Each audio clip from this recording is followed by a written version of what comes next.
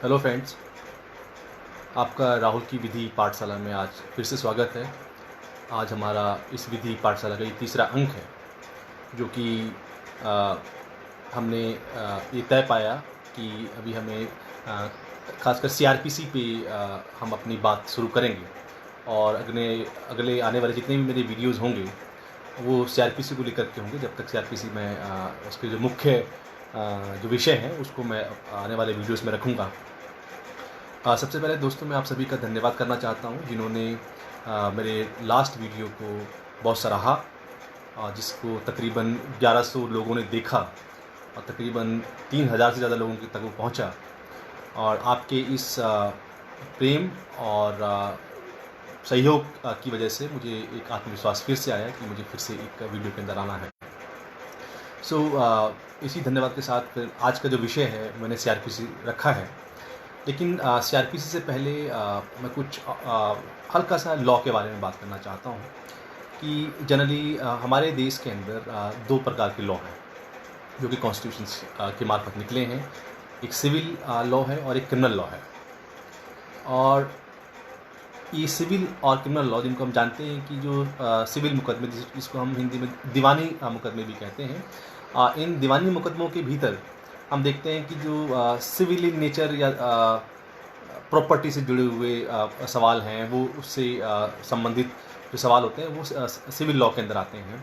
और क्रिमिनल के अंदर ज़्यादातर फौजदारी जो बॉडी के अगेंस्ट में जो अपराध होते हैं या दूसरे और भी अपराध जो शामिल हैं आईपीसी के अंदर डिफाइंड हैं वो सब उसके अंदर क्रिमिनल लॉ के अंदर हैं। और अगर आगे हम चलें तो हम देखते हैं कि there are certain classification of this law. तो हम देखते हैं कि हमारे पास तकरीबन जो है वो 4 किस्म के लॉ हैं सिविल और क्रिमिनल के भीतर में। नंबर 1 एक होता है जनरल लॉ। सपोज जैसे आईपीसी है, इंडियन पैनल कोड, वो एक जनरल लॉ है। जनरल लॉ का मतलब है कि इसके अंदर जो भी कानून जो भी धाराएं लिखी हैं वो सभी के लिए बराबर की हैं, उसमें कोई डिस्क्रिमिनेशन नहीं है। सपोज जैसे आर्टिकल 14 है जो कहता है इक्वलिटी बिफोर द लॉ, तो उसी तरीके से जनरल लॉ है वो सबके लिए बराबर है। वो आपके जेंडर के बेसिस पर, आपकी लैंग्वेज की बेसिस पर, आपकी कास्ट, आपके रिलीजन की बेसिस पर कोई डिस्क्रिमिनेशन नहीं करता। Suppose you have committed A murder और आप हिंदू हैं, मुस्लिम हैं, सिख हैं, ईसाई हैं, आप किस राज्य के हैं, आप छोटे हैं, मोटे हैं, उससे कोई फ़र्क नहीं पड़ता। जो प्रोसीजर है 302 का मर्डर के लिए वो सबके लिए बराबर का है, उसमें कोई भेदभाव नहीं है। तो ये जनरल लॉ है। दूसरा आता है स्पेशल लॉ। स्पेशल लॉ है, स्पेशल लॉ को बेसिकली डिफाइन किया है वो सेक्शन 41 है आईपीसी का, उसके अंदर बात की है कि व्हाट इज स्पेशल लॉ। हम स्पेशल लॉ के बारे में देखते हैं कि जैसे जो जनरल लॉ है वो सभी के लिए है, लेकिन जो स्पेशल लॉ है अगर हम देखें कि आर्टिकल 15 क्लॉज 3 जो article 15 clause 3 of constitution of India, वो ये राज्य को ये एक काम बताता है, उनको उनके लिए नियम बनाने के, कानून बनाने की कुछ शक्तियाँ देता है जिसके तहत वो महिलाओं, बच्चों के लिए स्पेशल लॉ बना सकता है। तो उसी तरीके से देखते हैं कि जो स्पेशल लॉ है, खासकर जैसे कि फॉर एग्जांपल हम कहें कि डोमेस्टिक वायलेंस एक्ट जो है वो महिलाओं के लिए बना हुआ है। उसी तरीके से जो जुवेनाइल जस्टिस एक्ट है वो बच्चों के लिए बना हुआ है, जो डेलिक्वेंट हैं, जो बिलो 18 ईयर हैं। और उसी तरीके से SC/ST एक्ट है, वो जो शेड्यूल कास्ट हैं एज पर द कॉन्स्टिट्यूशन की जो लिस्ट में आते हैं वो उनके लिए बना हुआ है। तो ये स्पेशल एक्ट जो है वो स्पेशल चीज़ों को लेकर हैं, वो socially backward, economically backward, meaning there bye कि जैसे फॉर एग्जांपल हिंदूज़ के लिए उनके अपने पर्सनल लॉ हैं। उसी तरीके से हम देखते हैं कि जो मुस्लिम हैं, मुस्लिम के जो लॉ हैं वो उनके पर्सनल लॉ हैं। फॉर एग्जांपल जैसे विल है, वसीयत का है, तो हिंदू का अलग प्रोसेस है वसीयत बनाने का, उसी तरीके से मुस्लिम्स का अलग है। हिंदू लॉ के अंदर हम देखते हैं कि जो मैरिज का जो कंसेप्ट है वो अलग है। जैसे मैरिज सेक्रामेंट है हिंदू रिलीजन के अंदर, उसी तरीके से मुस्लिम में वो कहते हैं कॉन्ट्रैक्ट हैं, लेकिन मुझे लगता है कि वो कॉन्ट्रैक्ट भी है और वो सेक्रामेंट भी है, क्योंकि पैगंबर ने कहा कि जो निकाह है वो इबादत है खुदा की। तो उस तरीके से मुझे व्यक्तिगत तौर पे लगता है कि वो एक किस्म का जो है वो सेक्रेमेंट भी है। उसी तरीके से आते हैं लोकल लॉ। लोकल लॉ जैसे कि हर स्टेट के अपने अपने लॉ हैं। फॉर एग्जांपल रेंट की अगर हम बात करें तो दिल्ली के अंदर दिल्ली रेंट कंट्रोल एक्ट है, तो वो सिर्फ दिल्ली के लिए एप्लीकेबल है, वो पूरे बाकी किसी स्टेट के अंदर लागू नहीं होता। उसी तरह हरियाणा का, मध्य प्रदेश का, राजस्थान का, छत्तीसगढ़ का, उत्तर प्रदेश का, वहाँ के अपने जो लोकल लॉ हैं खासकर रेंट को लेकर के वो अपने हैं। उस तरीके से रेवेन्यू है, जैसे दिल्ली में दिल्ली लैंड रिफॉर्म एक्ट है जो रेवेन्यू को गवर्न करता है, उस तरह यूपी का अलग रेवेन्यू कोड है। तो हम देखते हैं कि ये 4 किस्म की अलग अलग लॉ हैं जो गवर्न करते हैं सिविल लॉ क्रिमिनल के अंदर। अब सवाल ये आता है कि जब हम सीआरपीसी की बात करते हैं तो first of all we have to see the nature of the law. तो हम देखते हैं कि जो फर्दर लॉ को हम डिवाइड करते हैं प्रोसीजरल लॉ में और procedural law and substantive law. इस सब्सटैंटिव लॉ क्या होता है? सब्सटैंटिव लॉ वो लॉ कानून होते हैं जहां पर राइट्स, ड्यूटीज, लायबिलिटीज और पनिशमेंट के बारे में बात की जाती है। प्रोसीजर ये है कि ये जो सब्सटैंटिव लॉ है वो किस तरीके से हासिल होंगे, उनको कैसे एग्जीक्यूट किया जाएगा, उसके लिए प्रोसेस जो है, उसका जो प्रोसीजर है उसके लिए अलग से प्रोसीजर लॉ बना। फॉर एग्जांपल अगर हम बात करें कि मेनली हमारे मुल्क में, हमारे देश में 5 किस्म के 5 एक्ट जो हैं उनको हम प्रोसीजर लॉ कह सकते हैं। जैसे कि दीवानी मुकदमों के लिए सीपीसी है, code of civil procedure code 1908। उसी तरीके से जो फौजदारी के मुकदमे हैं उनके लिए code of criminal procedure 1973 applicable होता है। उसी तरीके से एसआरए भी प्रोसीजर लॉ के अंदर आता है। एविडेंस एक्ट भी जो है उसके अंदर प्रोसीजर लॉ के अंदर आता है और लिमिटेशन एक्ट भी प्रोसीजर लॉ के अंदर आता है। अब फर्दर एक सवाल ये बनता है कि क्या ये जो प्रोसीजरल लॉ और ये एडजेक्टिव लॉ, उसको हम एडजेक्टिव लॉ भी कहते हैं, कि क्या ये प्योरली प्रोसीजरल और एडजेक्टिव है? तो हम इसका आंसर पाते हैं कि नहीं। जैसे सीपीसी है वो प्योरली प्रोसीजर नहीं है। अगर हम देखें कि सीपीसी 2 भागों में डिवाइड है, सेक्शन और ऑर्डर्स में। तो जो सीपीसी के अंदर सब्सटैंटिव पार्ट है उसको हम कहते हैं कि जो सेक्शन का जो पार्ट है वो सब्सटैंटिव पार्ट है सीपीसी के अंदर, और बाकी जो ऑर्डर्स हैं वो प्रोसीजर है। उसी तरीके से हम देखते हैं सीआरपीसी के अंदर। सीआरपीसी में सेक्शन 106 से लेकर के 146 या 48 है, 148 तक है, ये सब्सटैंटिव इन नेचर है। फॉर एग्जांपल सेक्शन 125 सीआरपीसी है जो मेंटेनेंस के बारे में बात करता है। तो मेंटेनेंस क्या है? वो एक राइट है जहाँ पे हस्बैंड की या जो भी लायबल होता है मेंटेनेंस देने के लिए, वो उसकी एक लायबिलिटी है। अगर उसकी वो अपनी लायबिलिटी को पूरा नहीं करता है एज पर लॉ, तो there is some other remedies in the CrPC.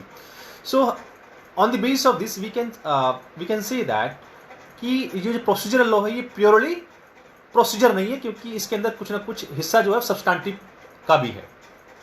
उस तरीके से हम देखते हैं कि जो लिमिटेशन एक्ट है, लिमिटेशन एक्ट के आगे 12 साल के बाद कोई व्यक्ति उस किसी प्रॉपर्टी में है तो वो एडवर्स पोजीशन क्लेम कर सकता है। इस पे कुछ लॉ भी डेवलपमेंट हुआ है एडवर्स पोजीशन को लेकर के। वो कभी लिमिटेशन जब हम पढ़ेंगे तब हम उसके बारे में बात करेंगे। तो हम ये कह सकते हैं कि जो सेक्शन 27 है लिमिटेशन एक्ट के अंदर वो सब्सटैंटिव है, बाकी जो है वो प्रोसीजर है। सो उसी तरीके से अब ये जो अगर हम देखें कि सीआरपीसी के अंदर जो सेक्शन 4 और 5 है, सेक्शन 4 और 5 जो चैप्टर 1 है सीआरपीसी, वो क्या कहता है कि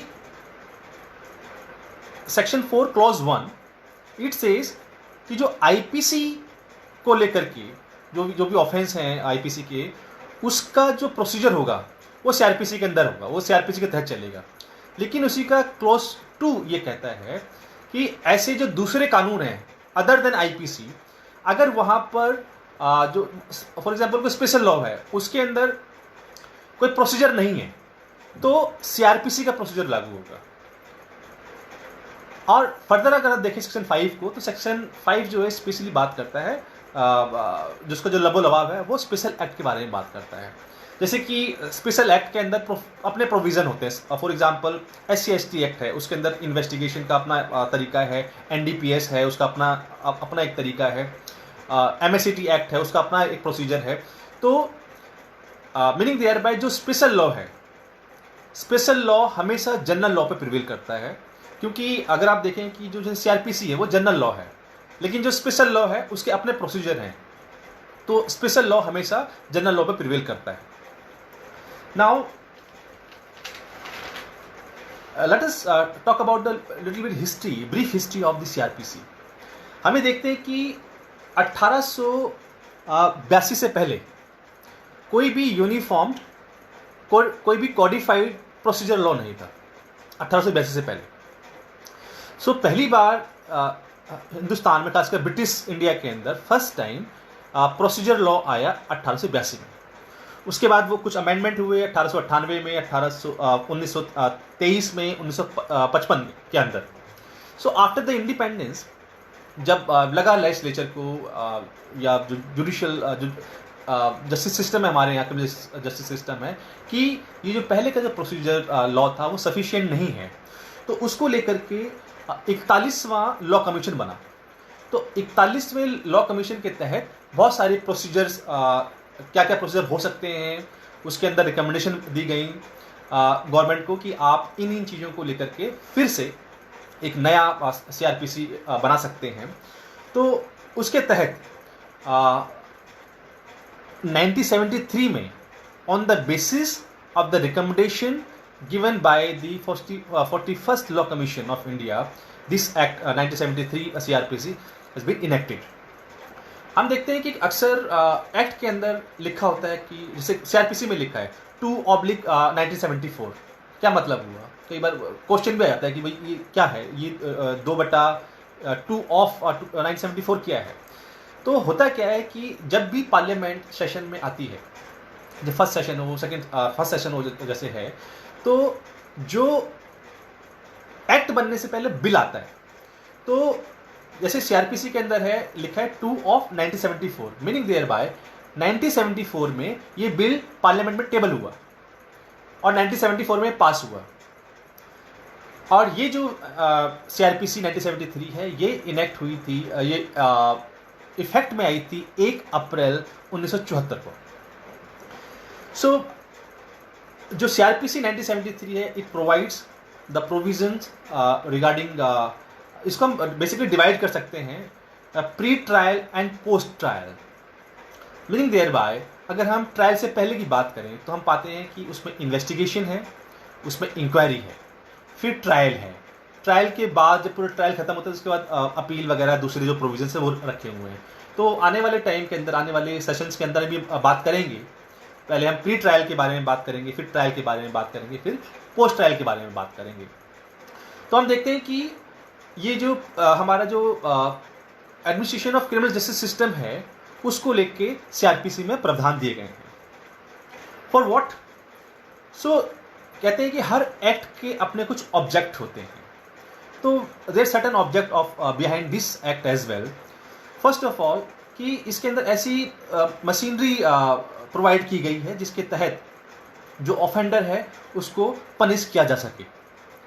सेकेंड ये कहता है कि सीआरपीसी के अंदर जो फेयर ट्रायल है, जो फेयर ट्रायल है वो प्रिंसिपल ऑफ नेचुरल जस्टिस के बेसिस पर होगा, नैसर्गिक सिद्धांत के आधार पर होगा। मीनिंग देयर बाय कि जो भी ऑफेंडर है उसको सुनने का, उसको लास्ट तक अपने आप को डिफेंड करने का पूरा अधिकार दिया जाएगा। उसी तरीके से वो कहते हैं कि क्योंकि हमारा जो स्टेट है, स्टेट के बहुत सारे ऑर्गन हैं, अब पुलिस है, पुलिस हम जानते हैं हमारे देश के अंदर कैसी है, तो ये जो स्टेट मशीनरी है ये ह्यूमन राइट का वायलेशन ना करे, इनोसेंट पर्सन का, उसको लेकर के इसमें बहुत सारे हमने देखे हैं प्रोविज़न दे रखे हैं। खासकर जब हम राइट्स ऑफ एक्यूज पर्सन की बात करेंगे आने वाले सेशंस के अंदर, तो हम देखेंगे कि क्या क्या राइट्स हैं। तो किस तरीके से बेसिकली इसके अंदर सीआरपीसी के अंदर जो ऑफेंडर है उसको किस तरीके से पनिश किया जाए, और ये जो पूरा ट्रायल है, ट्रायल होगा या जो ट्रायल होगा वो प्रिंसिपल ऑफ नेचुरल जस्टिस के बेसिस पर होगा, और ये सेफगार्ड देता है इनोसेंट पर्सन को ताकि उसके ह्यूमन राइट्स का वायलेशन ना हो। देर आफ्टर अभी जो मेजर अमेंडमेंट हैं सीआरपीसी के अंदर, वो 2008 में एक अमेंडमेंट आया था। बेसिकली इस अमेंडमेंट के पीछे दो चीज़ें हैं। नंबर वन, एक तो 154 लॉ कमीशन की रिपोर्ट के बेसिस पर, और there was justice P N. Bhagwati का एक जजमेंट है D K. Basu versus state of West Bengal.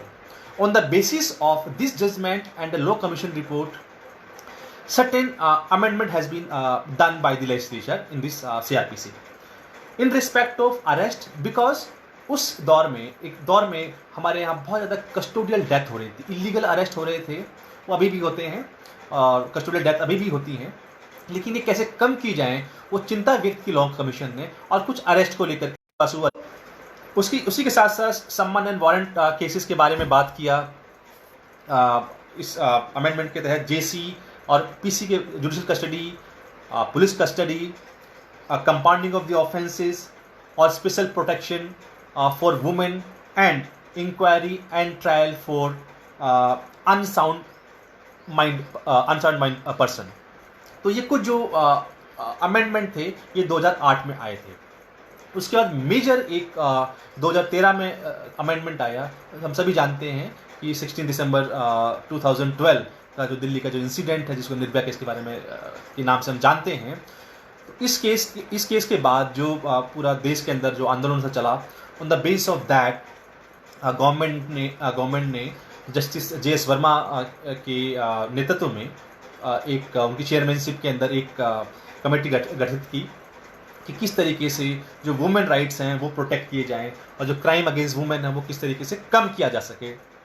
तो जस्टिस वर्मा की कमेटी की बहुत सारी रिकमेंडेशन के बेसिस पर हम देखते हैं कि आईपीसी में, सीआरपीसी में, एविडेंस में और पॉक्सो एक्ट के अंदर अमेंडमेंट आए हैं।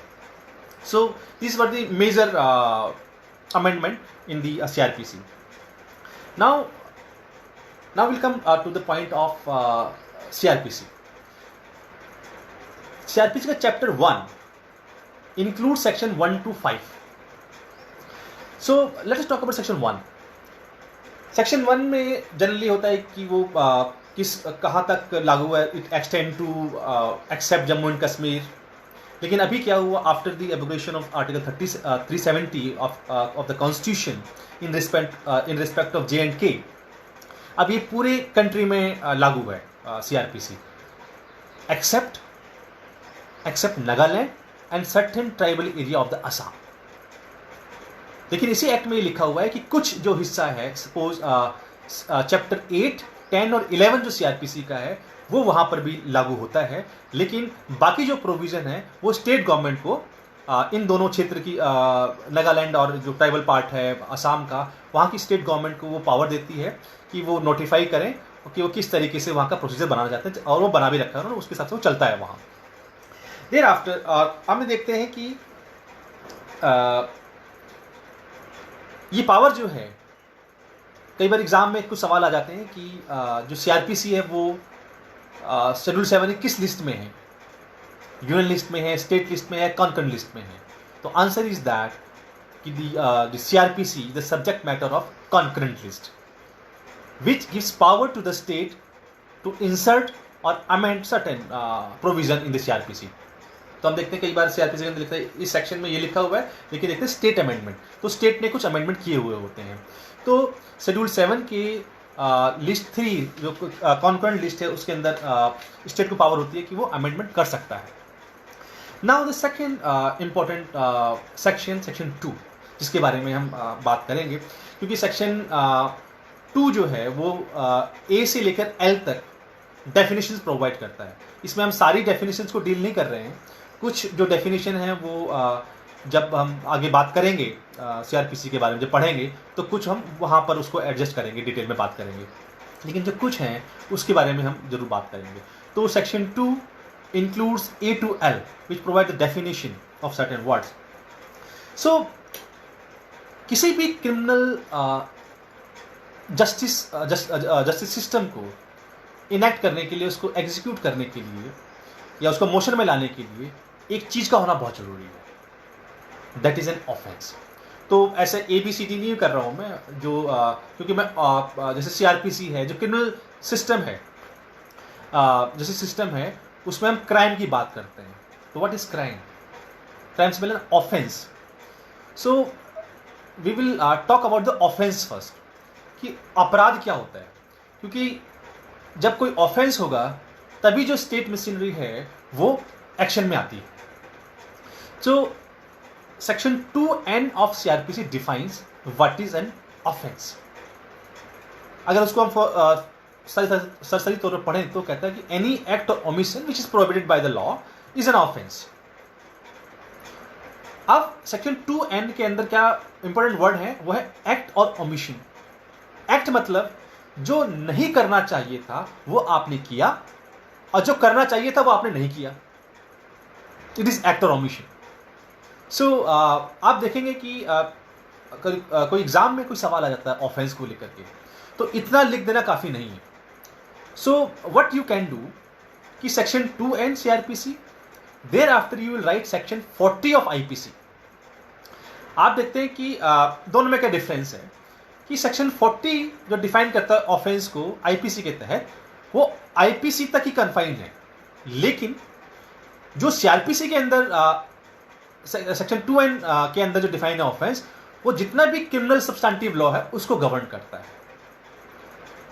अभी आर्टिकल 370 कॉन्स्टिट्यूशन का जो एबोग्रेट हुआ गवर्नमेंट के द्वारा इन रिस्पेक्ट JNK, उससे पहले general clauses act section 3 sub clause 28 of general clauses act 1977 also define offence, लेकिन वो सिर्फ वहां के लिए था। तो अब चूंकि वहां पर अब CRPC एप्लीकेबल है तो अब उसकी बात नहीं करेंगे, लेकिन ये 3 जगह पर ऑफेंस को डिफाइन किया गया है। So whenever such kind of question will come in your exam, you must write all this 3 things in your paper. So और हाँ, जब भी आप जब सेक्शन 2N लिखेंगे, आप एक्ट और ओमिशन की बात करेंगे, तो यू मस्ट राइट कि section 33 of IPC talks about act और omission. So whenever you will write section 2N, you must write section 33 of IPC, then section 40 of IPC, then section 3 sub clause 28 of general clauses act. Now we will come on the next definition, that is section 2A. What section 2A says? You must carry this criminal manual with you, because it is called the Bible of a criminal lawyer. अगर ये आपके पास नहीं है तो you must get it. Without it you won't survive in a criminal law practice. So let us talk about the section 2A. Generally छोटे 2-3 marks के आ जाते हैं, खासकर लोअर यूनिवर्सिटी में तो यही डेफिनेशन पार्ट से बहुत सारे सवाल आते हैं। So section 2A talk about bailable offense. Let's read it. Bailable offense, an offense which is shown as bailable in force. So मेरा वीडियो कुछ बीच में कट हो जाता है। So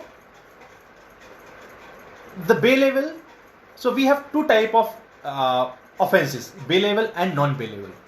So first it says bailable, जिनके अंदर बेल मिल सकती है, और वो कहाँ पे लिखे हुए हैं कि बेलेबल या नॉन बेलेबल ऑफेंस है। जो CRPC के अंदर बेसिकली 2 शेड्यूल हैं, तो उसका शेड्यूल 1 है, उसके अंदर आप देखोगे जो शेड्यूल में 5 कॉलम्स हैं, उसके जो 4th कॉलम को देखोगे तो उसके अंदर लिखा हुआ है कि वो ऑफेंस बेलेबल है या नॉन बेलेबल है। सो आगे कहता है कि which is made available by any other law for time being in force. Time in being in force, ये इसमें कहीं डिफाइन नहीं किया हुआ है, लेकिन अगर कभी मौका मिले आपको बेस में सवाल आने का, तो you must right article 13 of the constitution, कि उस समय जो भी कानून लागू था अगर उसके अंदर बेलेबल ऑफेंस को डिफाइन किया गया है तो वो भी इसके अंदर इंक्लूड होगा। सो अब जो है,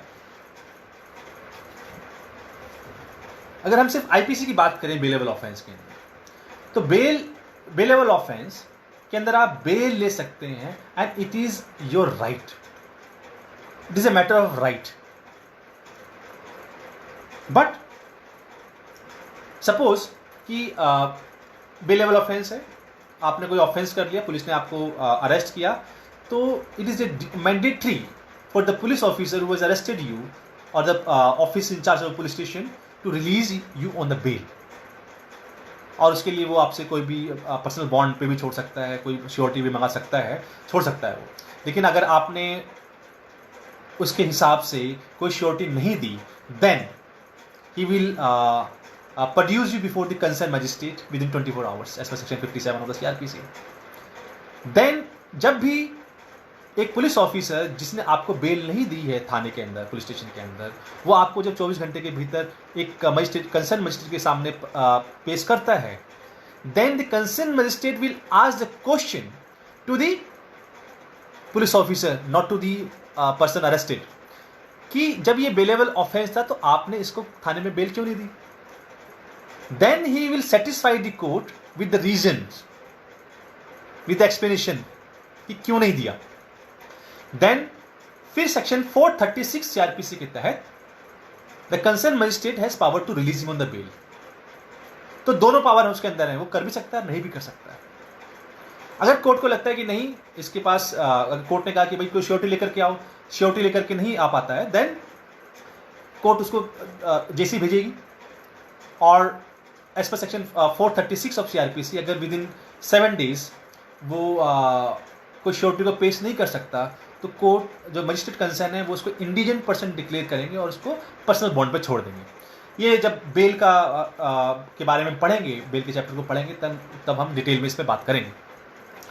लेकिन नॉन बेलेबल ऑफेंस का मतलब ये नहीं कि आपको बेल नहीं मिलेगी, you are also entitled to get bail, but यहां पर कोर्ट की डिस्क्रिप्शन होती है। एज पर सेक्शन 437, 438 में एंटीसिपेटरी बेल है, 439 में रेगुलर बेल है by session court and high court.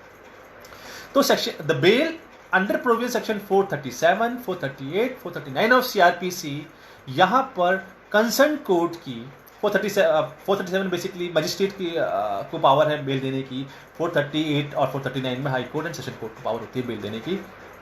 लेकिन in non bailable offences bail लेने, जब भी आप बेल की एप्लीकेशन मूव करोगे, तो कोर्ट की डिस्क्रिप्शन पावर होती है उसमें देने की, तो you can not claim as a matter of right. But bailable offence में आप बेल लेने के लिए एंटाइटल है as a matter of right. So ये IPC को लेकर के है। फर्दर वो कहता है कि जो अदर देन IPC के ऑफेंस है उसको लेकर के क्या, कैसे डिफाइन करोगे उसको, बेलेबल ऑफेंस और नॉन बेलेबल ऑफेंस के अंदर। तो उसी में फर्स्ट शेड्यूल के अंदर ही ये दिया हुआ है कि दूसरे लॉ में, दूसरे क्रिमिनल सब्सटैंटिव लॉ में यदि बेलेबल और नॉन बेलेबल को डिफाइन नहीं किया गया है, तो उस क्रिमिनल सब्सटैंटिव लॉ के भीतर अदर देन IPC अगर उसकी पनिशमेंट 3 साल से कम की है तो वो बेलेबल ऑफेंस होगा, और यदि 3 साल से ज़्यादा की पनिशमेंट है तो वो नॉन बेलेबल होगा। तो सिंपली अदर देन IPC के अंदर बेलेबल ऑफेंसेस वो होंगे जिसमें 3 साल से कम की सज़ा होगी, और नॉन बेलेबल ऑफेंसेस वो होंगे जिसमें 3 साल से ज़्यादा की सज़ा होगी। तो ये बात ब्रीफ में था कि व्हाट इज़ बेलेबल और नॉन बेलेबल ऑफेंसेस। याद रखिएगा कि बेलेबल नॉन बेलेबल दोनों ही सेक्शन 2A के अंदर प्रोवाइड है। Now we will talk about charge के बारे में हम बात करेंगे। वैसे थोड़ा सा बता देता हूँ, सेक्शन 2B में चार्ज है जिसके अंदर ये कहा गया कि सपोज पुलिस ने चार्जशीट फाइल कर दी, तो जो भी सेक्शन आपके अगेंस्ट में लगाए गए हैं, तो अकॉर्डिंगली कोर्ट कंसर्न मजिस्ट्रेट हो या फिर सेशन कोर्ट हो, वो on the basis of chargesheet या जो भी मटेरियल अवेलेबल है प्रीमा फेसी केस बनता है उसके बेसिस पर वो चार्ज फ्रेम करती है। जब वो चार्ज का चैप्टर हम पढ़ेंगे तब उसमें डिटेल में हम बात करेंगे। नाउ द सेकेंड थिंग, अभी हम ऑफेंस पे ही बात कर रहे हैं। पहले देखो हमने पहले ऑफेंस की बात की सेक्शन 2N के अंदर, उसके बाद हमने बेलेबल ऑफेंस और नॉन बेलेबल ऑफेंस की बात की। Now we will talk about cognizable offense and non-cognizable offense. So the cognizable offense has been defined in section 2C of the CRPC, and non-cognizable offense has been defined in section 2L of the CRPC. What it talks? Let's read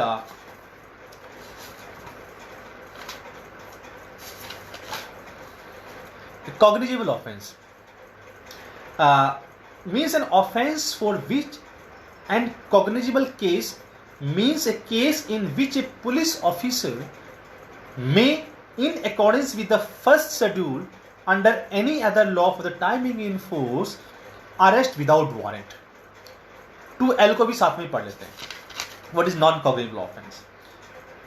Non-cognizable offense means an offense for which and non-cognizable case means a case in which a police officer has no authority to arrest without warrant. So what is the basic difference? Power of arrest. Cognizable offense में police officer को जो accused person है उसको without warrant arrest करने की power होती है, लेकिन ये पावर उसको नॉन कॉग्निजेबल ऑफेंसेस के अंदर नहीं होती है. Non cognizable without any warrant arrest कर सकता है. ये basic difference.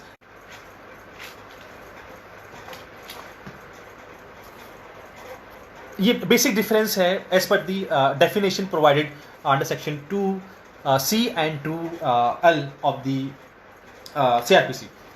But there are अक्सर एग्जाम में सवाल आता है, तो मैं इस पर थोड़ा सा फोकस करूंगा कि और क्या डिफरेंस है दोनों सेक्शन के भीतर.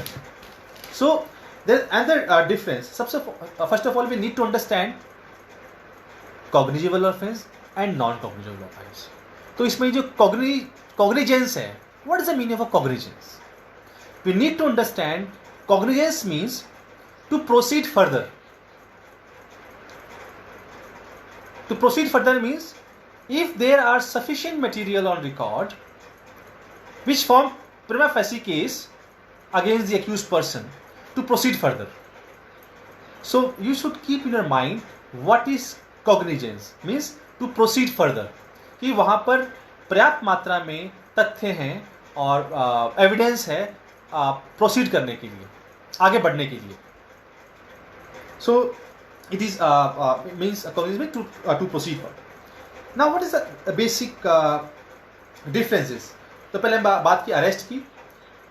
कॉग्निजेंस कॉग्निजेबल ऑफेंस में विदाउट वारंट अरेस्ट कर सकता है, लेकिन नॉन कॉग्निजेबल ऑफेंस के अंदर बिना कोर्ट के इशू वारंट इशू किए बिना वो अरेस्ट नहीं कर सकता. जनरली ये कहा जाता है, उसका सेकेंड डिफरेंस जो है कि जो कॉग्निजेबल ऑफेंसेस हैं ये सीरियस इन नेचर हैं, गंभीर हैं, और जो नॉन कॉग्निजेबल ऑफेंस हैं वो लेस सीरियस हैं, ज़्यादा गंभीर नहीं.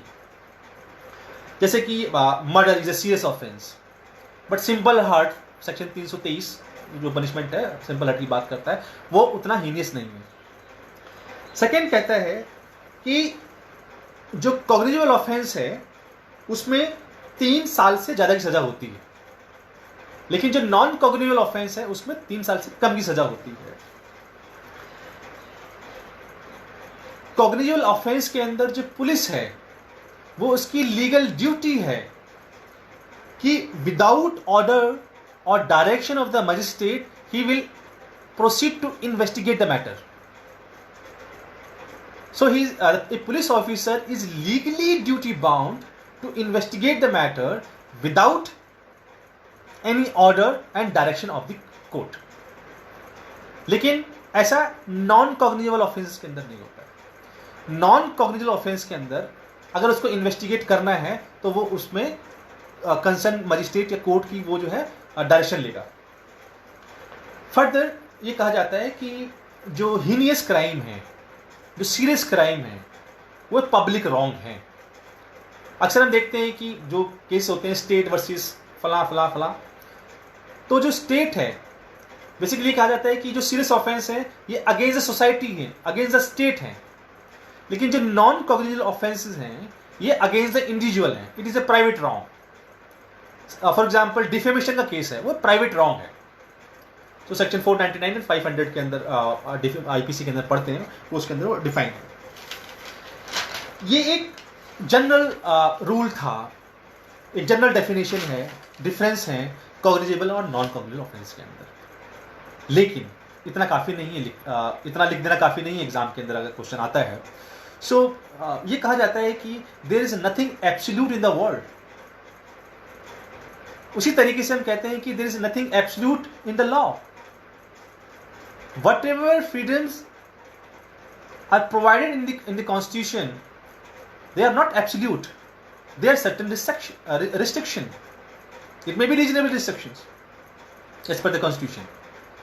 So उसी तरीके से अगर हम इसकी बात करें डेफिनेशंस की, तो जो हमने 5 अभी ग्राउंड्स की बात की थी कि जनरली 3 साल से कम की सजा जिन ऑफेंसेस के अंदर है वो नॉन कॉग्निजेबल ऑफेंस हैं, और जिनमें 3 साल से ज़्यादा की सजा है तो वो कॉग्निजेबल ऑफेंसेस हैं.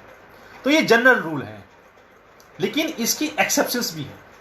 What are the exception of this rule? कि सपोज चैप्टर 20 है आईपीसी का, जो कि which is relating offences against the marriage. जो शादी जो मैरिज को लाइक 493 से लेकर 497 तक जो मैरिज से रिलेटेड जो ऑफेंसेस हैं, उसमें आप देखोगे कुछ सेक्शंस के अंदर 3 साल से ज़्यादा की सज़ा है. तो जनरल रूल क्या कह रहा है कि नॉन कॉग्निजेबल ऑफेंस वो ऑफेंस होंगे जिनके अंदर 3 साल से कम की सजा है. लेकिन जब हम चैप्टर 20 पढ़ते हैं आईपीसी का, जो कि मैरिज से संबंधित है, तो हम देखते हैं कि वहां पे कुछ जो ऑफेंसेस हैं उनके अंदर 3 साल से ज़्यादा की सजा है. लेकिन वहां पे क्या लिखा हुआ है कि ये नॉन कॉग्निजेबल ऑफेंसेस हैं. क्यों? क्योंकि जो इंटेंशन है लेजिस्लेचर का वो ये है कि how to protect this family institution court के अंदर ना जाए. तो it was one of the intention of the legislature. फिर वो कहता है चैप्टर 11 ऑफ आईपीसी, जो कि रिलेट करता है false evidence and against public justice. इसके अंदर भी लिखा हुआ है, बहुत सारे सेक्शंस इसके अंदर हैं जो ये कहते हैं कि इसमें 3 साल से ज़्यादा की सजा है, लेकिन फिर भी ये नॉन कॉग्निजेबल ऑफेंस है. वो इसलिए कि जैसे फॉल्स एविडेंस कोर्ट के अंदर दे दिया, किसी पुलिस ऑफिसर के सामने झूठ बोल दिया, तो बेसिकली पुलिस का इंटरवेंशन ना हो कोर्ट की प्रोसीडिंग्स के भीतर में, इस तरीके की चीज़ें ना हो, इसलिए कहा कि इसमें सजा तो ज़्यादा है लेकिन ये फिर भी नॉन कॉग्निजेबल ऑफेंसेस रहेंगे. अब ये 22 वर्ष है, मीनिंग देयर बाय, अब ये देखिए कि ऐसे भी ऑफेंसेस हैं जिनमें 3 साल से कम की सजा है, लेकिन फिर भी वो कॉग्निजेबल ऑफेंस है. मीनिंग देयर बाय कि इनमें 3 साल से कम की सजा है, फिर भी एक कॉग्निजेबल ऑफेंस है. लाइक चैप्टर 8 जो है, अध्याय 8 जो है आईपीसी का, जो कि रिलेट करता है offences against the public tranquillity, section 269 to 270, 277, 284 to 286, 509 of IPC also. इसमें 3 साल से कम की सजा है, लेकिन ये फिर भी कॉग्निजेबल है. फर्दर तो हम ये देखते हैं कि जो हमने जो 5 डिफरेंस की बात की थी वो एब्सोल्यूट नहीं है, वो जनरल इन नेचर हैं. और उसकी एक्सेप्शन हमने बात की कि वो ऑफेंसेस जिसके अंदर 3 साल से ज़्यादा की सज़ा है वो भी नॉन कॉग्निजेबल हो सकते हैं, और वो ऑफेंसेस जिसके अंदर 3 साल से कम की सज़ा है वो भी कॉग्निजेबल हो सकते हैं, वो आईपीसी में प्रोवाइडेड हैं. तो ये सारी एक्सेप्शन, अगर कोई स्पेशल लॉ इनेक्ट हो रखा है लाइक SC/ST एक्ट है या दूसरा कोई सब्सटेंटिव क्रिमिनल लॉ है, तो ये एक्सेप्शन वहाँ पर भी एप्लीकेबल है. So it is all about, in brief मैंने आपको बताने की कोशिश की कि what is the cognizable offence and non cognizable offence.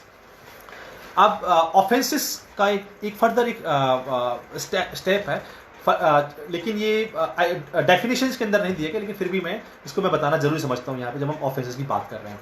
Offence, bailable offence, to and bailable offence, non bailable offence, cognizable offence, non cognizable offence. अब हम बात करेंगे compoundable offence and non compoundable offence. So compoundable offence and non compoundable offence जो है वो आपका इस definition part में नहीं है, लेकिन फिर भी हमें ये यहाँ पर पढ़ लेना चाहिए. सो कि कोई जो वो कौन से सेक्शन हैं जो कंपाउंडेबल हैं और नॉन कंपाउंडेबल हैं. तो हम देखते हैं कि जब भी फॉर एग्जांपल हम आईपीसी जब पढ़ते हैं तो मान लो सेक्शन एक पर्टिकुलर सेक्शन लिखा हुआ है, उसमें उसके जब वो ख़त्म होता है तो उसके नीचे एक कमेंट्स होता है, उसमें लिखा होता है कि ये बेलेबल ऑफेंस है कि नॉन बेलेबल ऑफेंस है, कॉग्निजेबल है या नॉन कॉग्निजेबल है, कंपाउंडेबल है या नॉन कंपाउंडेबल है, ट्राइबल बाय मजिस्ट्रेट है या सेशन कोर्ट है। ऐसी ही चीज़ शेड्यूल 1 के अंदर भी लिखी हुई है, लेकिन शेड्यूल 1 के अंदर कंपाउंडेबल नॉन कंपाउंडेबल नहीं लिखा हुआ। तो सेक्शन 320 ऑफ सीआरपीसी की धारा 320 में लिखा हुआ है कि वो कौन से ऑफेंस हैं जो कंपाउंड किए जा सकते हैं, मतलब जिनमें समझौता हो सकता है, जिनमें बातचीत के जरिए समझौता हो सकता है।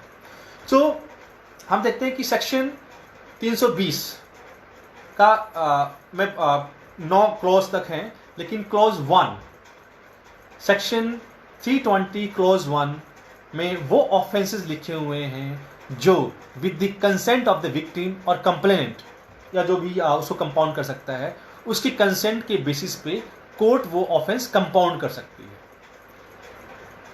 अब सेक्शन 320 क्लॉज 2 में क्या कहता है कि सेक्शन 320 में वो ऑफेंसेस लिखे हुए हैं जो कंपाउंड हो सकते हैं, लेकिन उसके लिए कोर्ट की परमिशन जरूरी है और फिर जो कंसेंट है वो कंप्लेनेंट या विक्टिम की वो भी जरूरी है।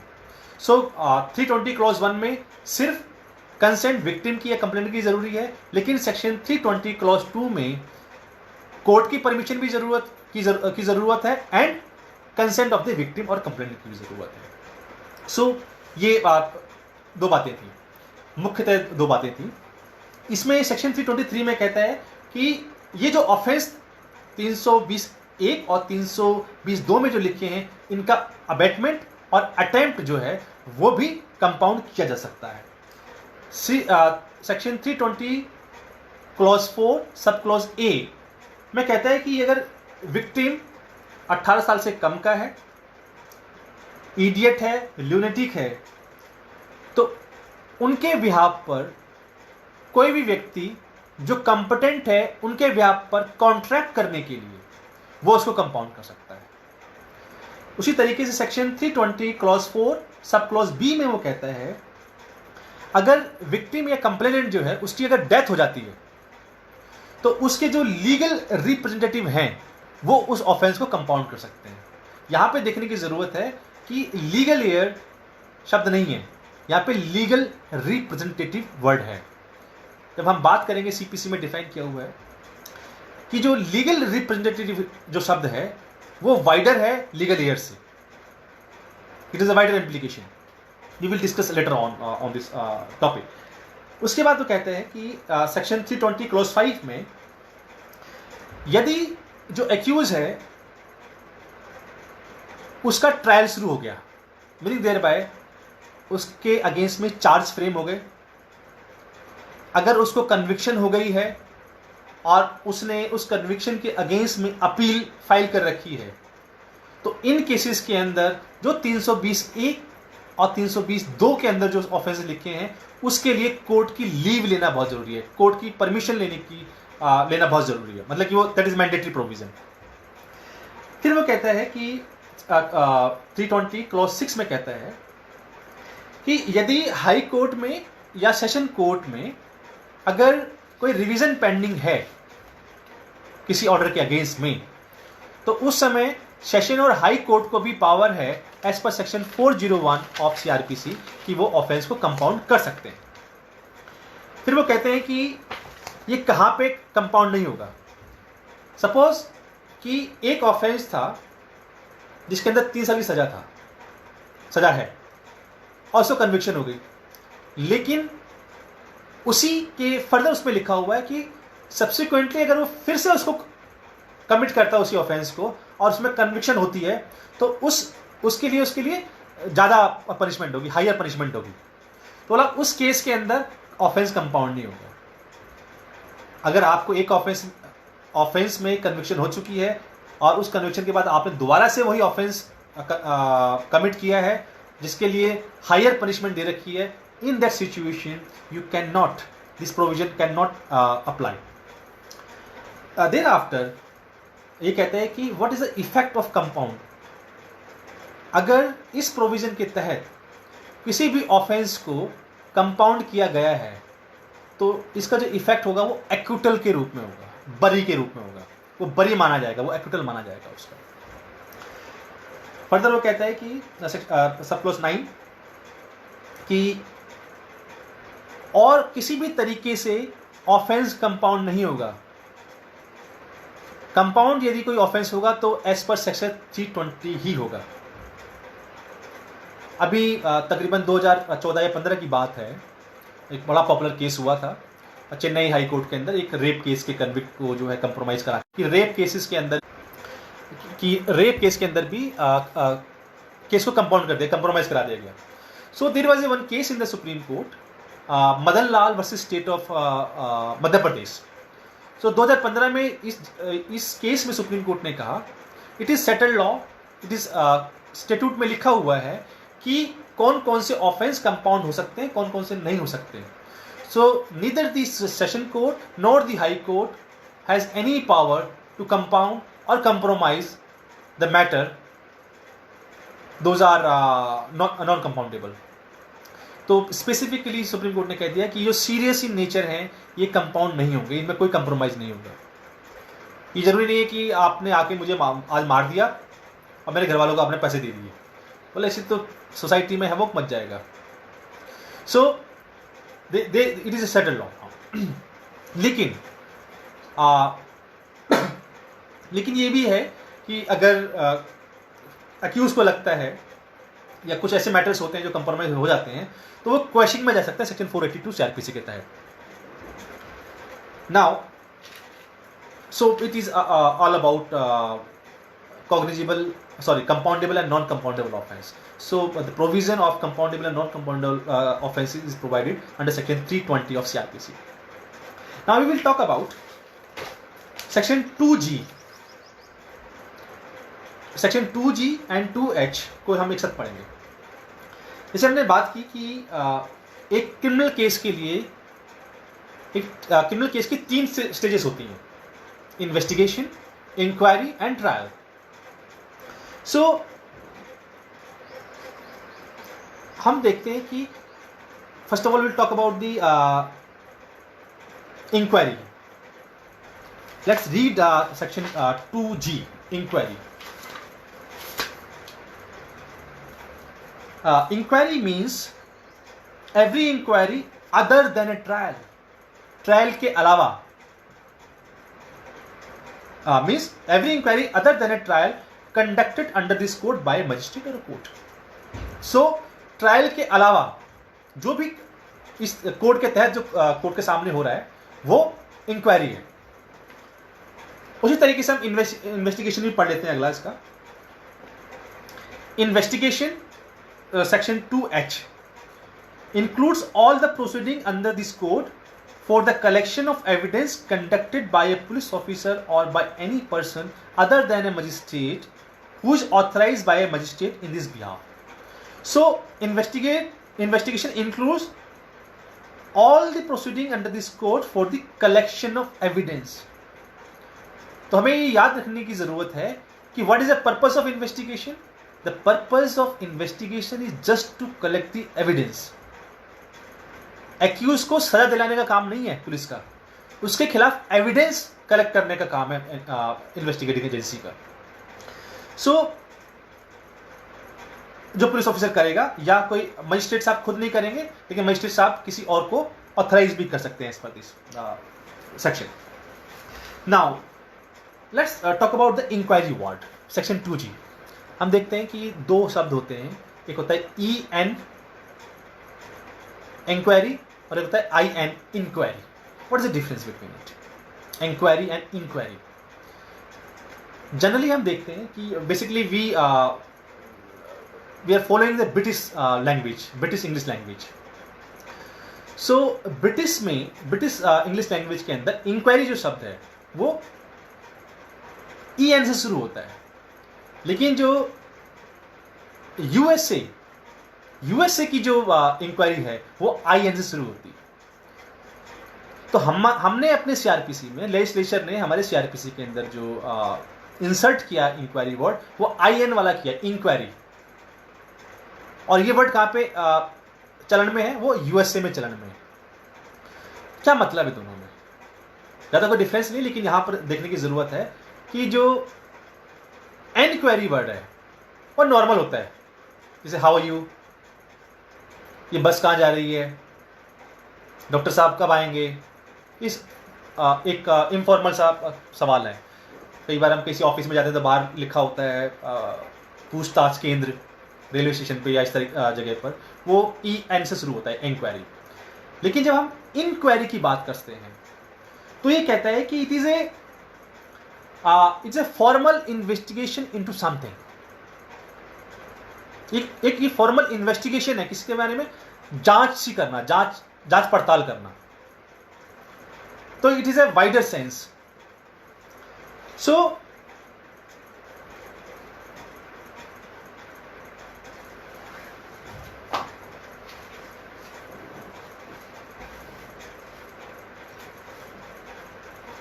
अब सवाल यह है कि इन्वेस्टिगेशन कब स्टार्ट होती है।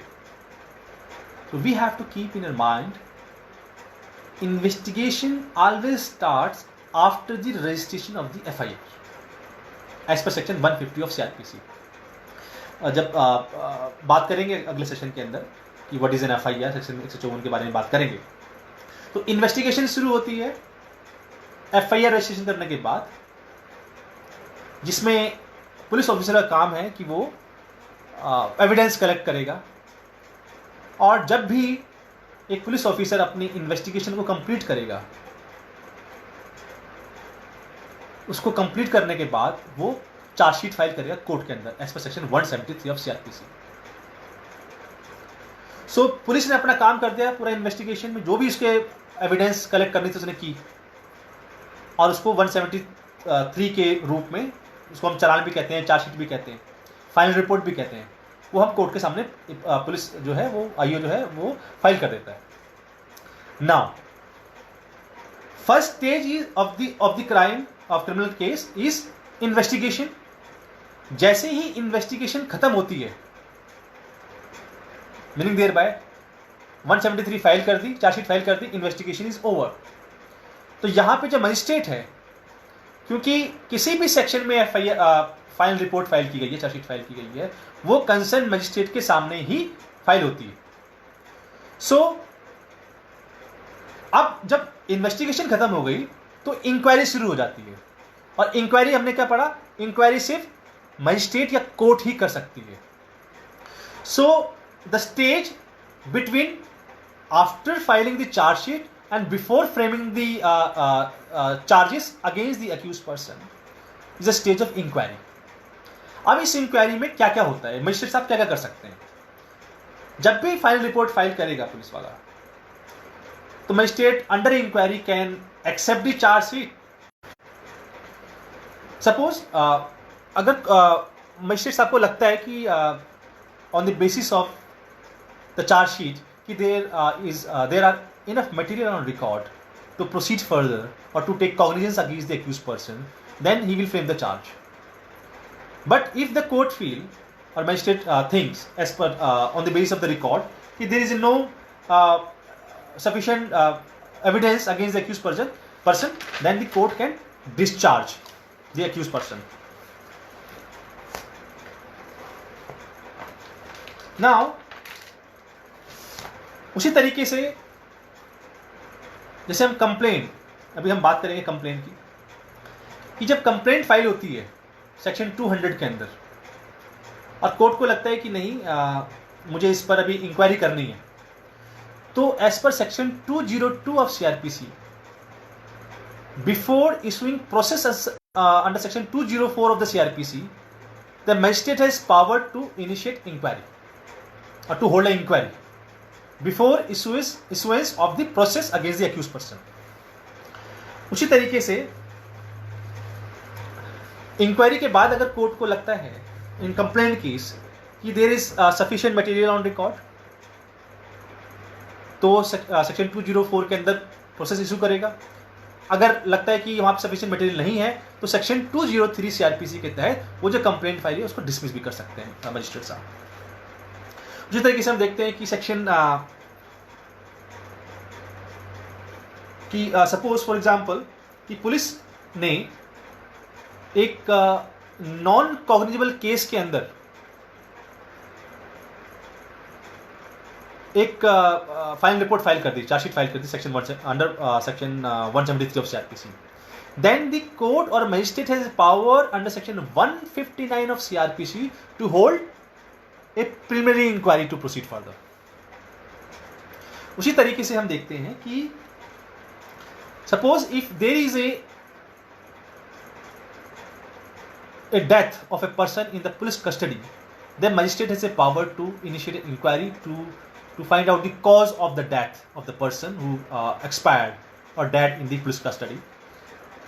उसी तरीके से हम देखते हैं कि जो सेक्शन 209 ऑफ सीआरपीसी की प्रोसीडिंग है, दैट इज कॉल्ड कमिटल, जिसे हम कमिटल कहते हैं. After suppose the police officer is file chargesheet, as per the chargesheet the offences mention in the chargesheet is triable specifically triable by the magistrate by the session court. Suppose 302 के अंदर file किए तो 302 is specifically triable by the session court. Then the magistrate concern will commit the case to the session court. तो जो committal का जो process है ये भी इंक्वायरी का पार्ट है सेक्शन 209 का. तो ये सारी इंक्वायरी है. अगर हम कहें कि चार्जशीट फाइल होने के बाद और चार्ज फ्रेम होने से पहले की जो स्टेज है वो इंक्वायरी की स्टेज है, जो कि मजिस्ट्रेट के पास होती है पावर. सो अब इंक्वायरी खत्म हुई. इंक्वायरी कब खत्म होती है? जैसे ही इंक्वायरी खत्म होती है ट्रायल शुरू हो जाता है. मतलब इंक्वायरी खत्म होने का मतलब है चार्ज फ्रेम होना. मीनिंग देयर बाय कोर्ट ने देखा कि there is sufficient material on record against the accused person, on the basis of that court will frame the charge. अगर कोर्ट को जब बहस भी होती है चार्ज पर, उस पर वो कह भी देते हैं कि भाई आपको क्या आप प्लीड गिल्टी करते हो, कहते हैं कि no I do not plead guilty, तो ट्रायल शुरू हो जाता है. ट्रायल में फिर प्रोसिक्यूशन एविडेंस है, फिर डिफेंस एविडेंस है, फाइनल आर्गूमेंट है, वगैरह वगैरह वगैरह. फिर जो ट्रायल का जो ऑब्जेक्ट होता है वो डिपेंड करता है कि प्रोसिक्यूशन ने अपना केस प्रूव किया है या नहीं किया है. On the basis of that कि कोर्ट जो जैसा भी ट्रायल में हुआ है, एविडेंस जैसा भी रिकॉर्ड पर आया है, on the basis of that court जो अक्यूज पर्सन है उसको कन्विक्ट भी कर सकती है, उसका एक्विटल भी कर सकती है. So it is all about investigation, inquiry and trial. Now we'll talk about the complaint. Complaint का प्रोसेस है सेक्शन 200 के बाद का जो है वो हम किसी दूसरे सेशन में बात करेंगे, लेकिन सेक्शन 2D को हम थोड़ा समझ लेते हैं. सेक्शन 2 में डिफाइन किया है कंप्लेंट. बहुत से लोग हम लोग कंफ्यूज रहते हैं कि भाई हमने तो पुलिस में कंप्लेंट कर दी लेकिन कुछ हुआ नहीं. तो let's see what is the complaint. तो section 2D of CRPC defines what is complaint. Complaint means any allegation,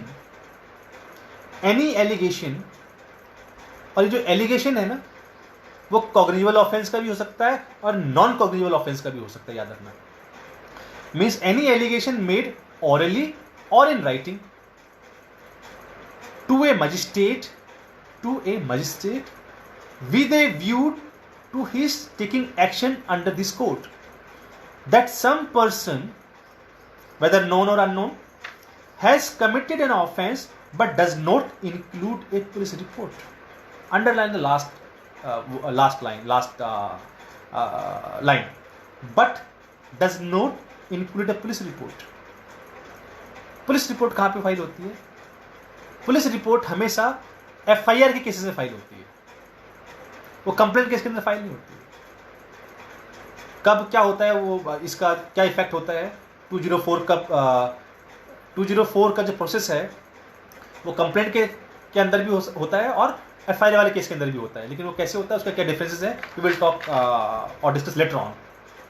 सो इसके जो मुख्य बिंदु हैं कंप्लेंट के वो ये कि हम एक कंप्लेंट देते हैं किसको? मजिस्ट्रेट को. we need to understand the difference between section 154 which relate to FIR and section 2D of the CRPC which talk about the complaint. There is very much difference, क्योंकि जो FIR है वो registered होती है on the basis of information, तो information के basis पर होती है, वो कंप्लेंट नहीं होती है। वो डिटेल में बात करेंगे जब हम ये मजिस्ट्रेट के सामने होती है और किस लिए दी जाती है कि ताकि मजिस्ट्रेट साहब कोई उस पर एक्शन ले। और ये जो कंप्लेंट है मौखिक तौर पे भी दी जा सकती है और लिखित तौर पे भी दी जा सकती है। और जो मजिस्ट्रेट साहब हैं इस कंप्लेंट में जो एक्शन लेंगे, जो प्रोसीड करेंगे वो ऑफेंस के अगेंस्ट में करेंगे, ऑफेंडर के नहीं। क्योंकि जब कंप्लेंट होगी सेक्शन 200 के अंदर एविडेंस वगैरह, प्री समनिंग एविडेंस वगैरह करानी पड़ती है, वो फिर discuss later on. So complaint is always made before the magistrate, और इसमें ये पुलिस रिपोर्ट नहीं होती है। We will talk about section 190 CRPC later on. So charge पे हमने बात कर ली कि चार्ज क्या होता है। चार्ज कोई चार्जशीट फाइल होती है सेक्शंस के अंदर, तो on the base of the chargesheet और after hearing the argument on the charge from the prosecution and the defence lawyer, court को लगता है कि yes there is some material, तो वो चार्ज फ्रेम करती है कि भाई 302 का चार्ज फ्रेम कर दिया, या जो भी स्पेसिफिक जो ऑफेंसेस मेंशन किए हैं उसके बेसिस पर वो चार्ज फ्रेम करती है कोर्ट। बात करेंगे जब चार्ज का हम चैप्टर पढ़ेंगे। उसके बाद है section 2I judicial proceeding. What is judicial proceeding? It talks about कि जब भी, let's read out judicial proceeding, it's include any proceeding in the course of which evidence or may be legally taken on oath। जब भी prosecution evidence होती है, कोई भी evidence, कोई भी विटनेस आता है और वो ओथ पे देता है, तो वो जुडिशियल प्रोसीडिंग होती है। लेकिन इसमें ये भी कहा गया कि inquiry as well as the trial और एविडेंस जब भी उस पर ट्रायल के दौरान लिया जाएगा, तो inquiry and trial both come under the definition of judicial proceeding, but it does not include investigation. उस तरीके से सेक्शन 2R के अंदर पुलिस रिपोर्ट है 173 CRPC। We will talk about कि उसके क्या क्या मुख्य बिंदु हैं चालान के या चार्जशीट के, कैसे फाइल होती है, उसके क्या इम्प्लीकेशन है, जज साहब उसको मजिस्ट्रेट कंसर्न उसको एक्सेप्ट कर सकते हैं, नहीं कर सकते हैं, अगर नहीं किया तो क्या होगा, कर लिया तो क्या होगा। जिस तरीके से section 2W talks about summon case, section 2X talks about the warrant case. What is the, इसका पूरा चैप्टर है हमारे CRPC के अंदर डिटेल में, we will talk later on. But एक बेसिक सा डिफरेंस है वो ये कि जो समन केस हैं उसमें 2 साल से कम की सज़ा होती है, और जो वारंट केस होते हैं उसमें 2 साल से ज़्यादा की सज़ा होती है। And the last important definition of this section 2A is WA। ये 2008 का जो अमेंडमेंट आया था उसके अंदर ये इंसर्ट की गई थी, थोड़ा चेंज किया गया था, और जो विक्टिम की जो डेफिनेशन है उसको थोड़ा सा वाइड किया। इसमें क्या करा कि victim includes guardian and legal heir of the victim. Victim की अगर डेथ हो गई है तो उसके लीगल हेयर या उसके गार्जियन, या माइनर है या वुमेन है, जब देखेंगे हम वो किस तरीके से बात के अपील वगैरह के अंदर हम देखेंगे कि किस तरीके से लीगल हेयर को इंक्लूड किया गया है। सो यहाँ पर आफ्टर 2008 अमेंडमेंट के बाद जो विक्टिम की जो डेफिनेशन है वो वाइड कर दी गई है, जिसके अंदर गार्जियन और लीगल हेयर जो है विक्टिम के, उसको भी इंक्लूड कर दिया गया है। सो आज की हमने बात की तो थोड़ा फौरी तौर पर हमने व्हाट इज़ लॉ, उसकी classification, procedural law and substantive law. हमने कहा कि जो प्रोसीजरल लॉ हैं उसमें 5 एक्ट आते हैं, CPC, CRPC, CPC, CRPC, evidence, SRA and limitation. लेकिन ये जो पांचों प्रोसीजरल लॉ हैं ये प्योरली एडजेक्टिव या प्रोसीजरल लॉ नहीं है, क्योंकि कुछ पार्ट इसके अंदर सब्सटेंटिव का भी है। और उसके अलावा जो भी जितने भी एक्ट और इनेक्टमेंट हैं लेजिस्लेचर के द्वारा वो सारे सब्सटेंटिव की डेफिनेशन में आते हैं। उस तरह के स्पेशल लॉ भी हैं, SC/ST act, motor vehicle act, JJ act, juvenile justice act, domestic violence act etcetera etcetera. तो ये स्पेशल एक्ट भी हैं। तो स्पेशल एक्ट के अंदर अपने स्पेशल प्रोविजंस हैं, प्रोसीजर हैं। अगर उसके अंदर प्रोसीजर नहीं है तो CRPC का प्रोसीजर लागू होता है। तो कुछ हमने bailable, non bailable, cognizable offence, non cognizable offence, compoundable offence, non compoundable offence, inquiry, investigation, trial, victim, summon trial, warrant trial की हमने ब्रीफ में बात की आज। मुझे आशा है कि आपको कुछ समझ में आया होगा मेरी बात। अगर आपके कोई भी सवाल हैं तो आप मुझे मेल कर सकते हैं, या मेरे इसमें मैसेंजर में इसी फेसबुक पेज पर आप मुझे सवाल भी कर सकते हैं, क्योंकि it takes time to answer, because मैं देख रहा हूँ कि बहुत सारे लोग लाइन पर हैं, मतलब कि वो हैं। There is one question, mister Kumar Priyaranjan, क्या पुलिस ऑफिसर के पास इंक्वायरी की पावर है? No, as per the law there is a no power, but there is a one case by the honourable supreme court, Lalita Kumari state of UP. तो जब ये सवाल आया कि 154 के अंदर जहाँ पे मैंडेटरी है पुलिस के लिए FIR रजिस्ट्रेशन करना जब उसको इन्फॉर्मेशन मिलती है कि कोई कॉग्निजेबल ऑफेंस कमिट हुआ है या नहीं हुआ है। सो वो कहते हैं कि बहुत सारे सवाल है कि झूठी FIR होती है वगैरह वगैरह।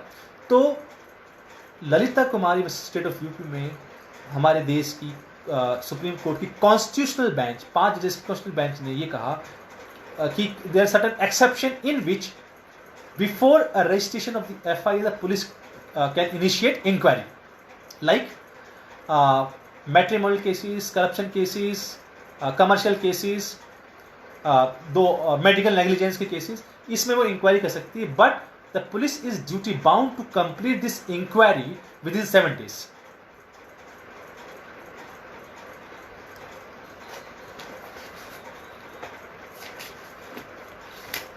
सो लेट अस कंक्लूड, क्योंकि इट इज अबाउट 1 घंटा से ज़्यादा हो गया है। So I request all of you कि जो भी आपके सवाल हैं वो आप मुझे भेजिए, और जब भी नेक्स्ट सेशन होगा तो मैं उन सवालों के आंसर देने की कोशिश करूँगा। I am not an authority and I am not here to teach, I am just sharing my experience, what I feel, what I understand. So I am just student of law like you. So जब आप ये comments करते हैं और appreciate करते हैं तो उससे मुझे एक हौसला मिलता है कि मैं आगे फिर से आपके सामने आऊँ। तो मुझे आशा है कि आपको ये पसंद आया होगा, और अगर पसंद आया है तो आप ज़रूर कमेंट करिए, और जो भी सवाल हैं आपके वो भी रखिए, और जो भी क्रिटिसिज्म है वो भी रखिए, ताकि मैं आने वाले अगले सेशंस के अंदर मैं इसको दुरुस्त कर सकूं। मैं यहाँ से फिर से एक बार ये कहना चाहता हूँ कि आप लोगों का बहुत बहुत धन्यवाद कि आप इतनी संख्या में इसको फॉलो करते हैं, इतनी संख्या में इसको देखते हैं। तो आने वाले समय में मैं CRPC कराऊँगा, जब तक कि इसके जो मुख्य चैप्टर्स हैं, और मुझे आशा है कि मैं आपको सही तरीके से बता पाऊँ जो भी मैं समझता हूँ CRPC के बारे में। बाकी आप, अगर मैं कहीं पर गलत हूँ तो आप भी अपने सुझाव मुझे दे सकते हैं। तो आज के लिए इतना ही, फिर जल्दी मिलेंगे अगले किसी सवाल पर। मैं इन्फॉर्म कर दूँगा टाइमली। थैंक यू दोस्तों, एंड टेक केयर।